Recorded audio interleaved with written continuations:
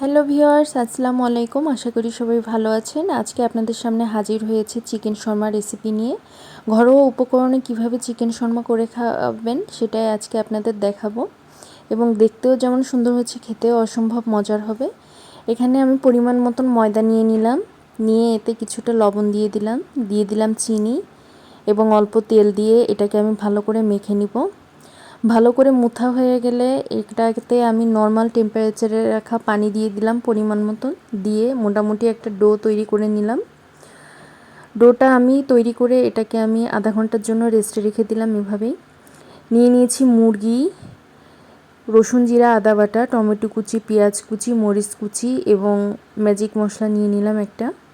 এখানে দিয়ে দিলাম মাংস তেলে। এবার রসুন জিরা আদা বাটা দিয়ে দিলাম লবণ এবং অল্প মরিচ এবং সেই ম্যাজিক মশলাটা দিয়ে দিলাম, পেঁয়াজ কুচি এবং মরিচ কুচি সব কিছু দিয়ে একসাথে ভালো করে ভাজা ভাজা করে নিলাম।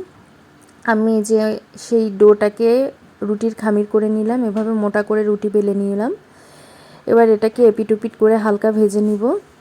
এখানে আমি বেশি এটাকে ভাজলে এটা খারাপ হয়ে যাবে কালারটা, এজন্য হালকা ভেজে নিলাম। এভাবে মোটা মোটা রুটি তৈরি হয়ে গেল। এখানে নিয়ে নিলাম সালাদ, তারপরে আমি মেয়োনিজটা আগেই তৈরি করে নিয়েছিলাম। সালাদের সাথে মেয়োনিজ এবং মাংসটা ভালো করে মেখে নিলাম। এবার রুটির ভিতরে দিয়ে এটাকে আমি শর্মার শেপ তৈরি করে দিলাম। ভিডিওটি ভালো লাগলে চ্যানেলটি সবাই সাবস্ক্রাইব করবেন। ধন্যবাদ।